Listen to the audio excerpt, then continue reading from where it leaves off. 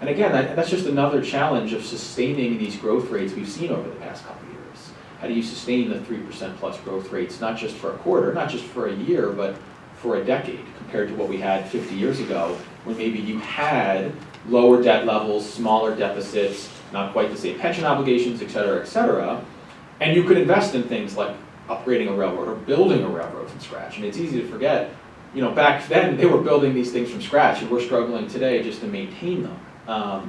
So I think that really gets at the challenge, and it extends to the economic argument. There is a real connection there. So, maybe one more question, yeah, please. Before you mentioned that, normally in growth, the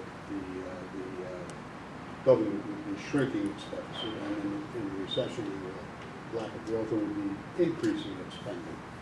Yeah. It seems now we're in growth, we're spending more or cut taxes. Net, we have larger deficits, we're increasing the deficit. What's your feeling on if that continues and we do then have a recession, and the government is less able to put money into the economy because it's already at a very high level? What's your feeling on that in respect to the economy? Yeah, and so the question was essentially, you know, if the deficit's growing now and times are good, what does that mean for the deficit and spending and taxes when times are bad? I think it's a great question. You know, the honest answer is we don't know how much debt is too much debt. You know, I like to think about the debt as the problem of you won't know it's a problem until it's a problem. You know, right now, people seem pretty willing to buy our debt, and I think that's a function of low rates elsewhere. It's a function of you want to be in a liquid market, in a deep market. The treasury market's the most liquid, deep financial market in the world. And the dollar is currently the reserve currency of the world. Other countries have their own problems, like I mentioned. So yeah, from that standpoint, right, we're kind of we're the least bad apple of the bunch in a way.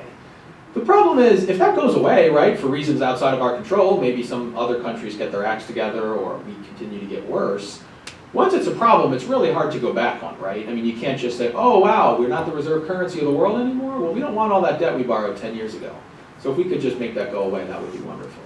It doesn't really work that way. So is it an immediate problem? Is it the kind of thing that keeps me up at night about an explosion tomorrow or 6 months from now? Not particularly. But I think it gets at these structural problems that we were talking about a moment ago of, if you can't invest, what does that mean for your economy? And two, to your point, we don't want to find out the hard way when too much debt is too much debt. I don't have the answer for you. Any economist who tells you they know the answer to that question is lying. It might be a year from now, it could be 30 years from now, maybe it's never, I don't know. But it's one of those things that once you've borrowed it, that's kind of the end of it.